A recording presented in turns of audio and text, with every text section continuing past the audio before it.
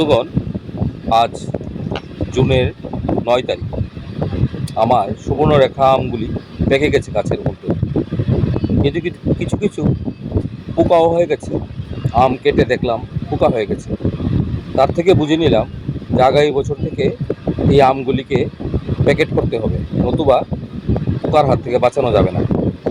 আমরা গাছ থেকে যখন আম পারবো তখন অবশ্যই এইভাবে কাটার দিয়ে বটু যতটুকু জায়গা অবধি আছে সেইটুকু জায়গা অবধি কেটে নিতে হবে, নতুবা এই জায়গা দিয়ে নতুন ব্রাঞ্চ আসবে, কেটে নিলে তারপর আবার মুকুল আসবে, নতুবা এই বুটুতে আর মুকুল আসবে না। কিন্তু তার জন্য আমাকে কাটার ব্যবহার করতে হবে। এটা হলো দশেরি সুবর্ণ রেখার পাশাপাশি গাছটা হলো দশেরি। দেখুন বুটুর জায়গাটা একটু হলুদ হয়ে গেছে। এভাবে কাটার দিয়ে কেটে নেবেন, তাহলে সেখানে নতুন করে আবার ব্রাঞ্চ আসবে এবং মুকুল আসতেও সুবিধা হবে গাছের মধ্যে। আমার এই দশেরি গাছটা এনেছিলাম লোকাল একটা এগ্রিকালচার অফিস থেকে 50 টাকা দিয়ে। দশেরি আমটা এতটা যে ভালো হবে আমি জানি না। এটা আমাদের ইন্ডিয়ান প্রজাতি, খুব ভালো একটি আম। তার মধ্যে কোনো আঁশ নেই, মিষ্টতাও খুব ভালো, এবং এই জুন মাসে মাঝামাঝি সময় থেকে সেটি পাকতে শুরু করে। আমি এখন এগুলিকে অল্প অল্প দেখে দেখে, যেগুলি পেকে গেছে পুটুর জায়গাটা দেখে দেখে হারভেস্ট করে নিচ্ছি। ঘরে কিছুদিন পত্রিকা কাগজ দিয়ে রেখে দিলে মুড়িয়ে তারপরেই সেগুলি খাওয়ার উপযুক্ত হয়ে যায়, একদম হলদে হয়ে যায় এবং নরমও হয়ে যায়। এটার মধ্যে কোনো আঁশ নেই এবং মিষ্টতাও প্রচুর পরিমাণ। সুতরাং আমরা চাইলে যে কেউ সেটাকে ছাদ বাগানে বা মাটির মধ্যে করতে পারি, কমার্শিয়াল হিসেবেও ব্যবহার করতে পারি।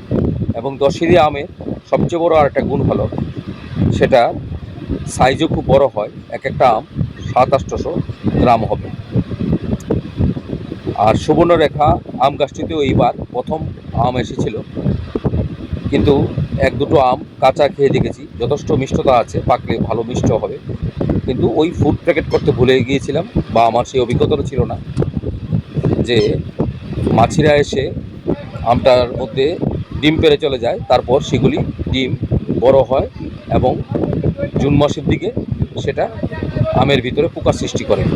আসলে আমের ভিতরে কিন্তু নিজে থেকে কোনো পোকা হয় না, বাইরে থেকে যেই মৌমাছি বা বিভিন্ন প্রজাতির মাছিরা এসে ডিম পাড়ে সেগুলি বড় হয়ে আমের ভিতরে ঢুকে গিয়ে ফুটে যায় এবং পোকার সৃষ্টি করে।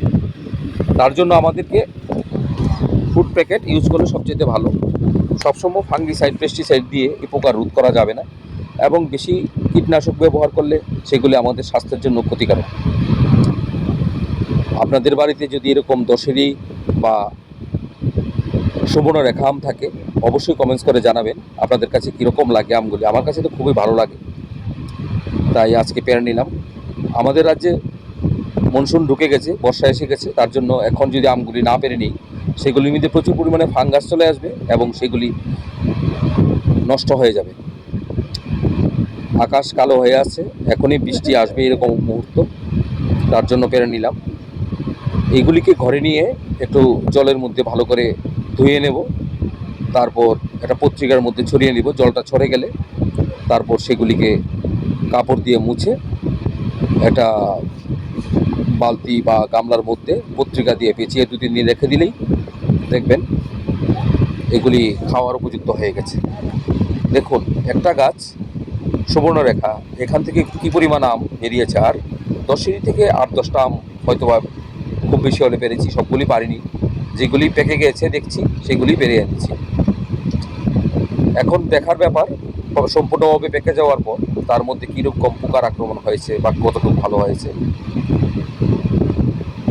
ভাবছি এত আম তো খাওয়া যাবে না, সেগুলি কিছু প্রতিবেশী, আত্মীয় স্বজন, বন্ধু বান্ধব তাদের মধ্যে বিলি করে দেব।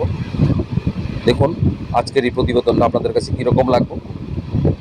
গাছ লাগান বন্ধুগণ এবং প্রচুর পরিমাণে আম খান, সবুজের পাশে থাকুন এবং বাড়ির মধ্যে অর্গানিক এরকম ফল করে আনন্দ উপভোগ করুন। গাছ লাগালেই আপনার বাড়িতে 2 বছর পরে ফল ধরতে আরম্ভ করবে, না লাগালে কিন্তু আর ফল ধরবে না। আপনাদের কাছে ভালো লাগলে অবশ্যই এটি লাইক দেবেন, শেয়ার করবেন এবং সাবস্ক্রাইব করে এক নজরে ব্লগের পাশে থাকবেন। এই ছিল আজকের আম। এখন এগুলিকে বুটু থেকে আলাদা করে জলের মধ্যে একটু ধুয়ে নেব। তারপর এগুলিকে মুছে মুছে একটা পাত্রে পত্রিকা কাগজের দিয়ে পেঁচিয়ে রেখে দেবো 2-3 দিন। তারপরেই সেগুলি হলদে হয়ে পেকে যাবে। ভালো লাগলে অবশ্যই একটা লাইক দেবেন, শেয়ার করবেন এবং সাবস্ক্রাইব করে এক নজরে ব্লগের পাশে থাকবেন। সম্পূর্ণ ভিডিওটা দেখার জন্য আপনাদেরকে আরেকবার ধন্যবাদ। ভালো থাকুন, সুস্থ থাকুন এবং আম খান, আমের স্বাদ উপভোগ করুন।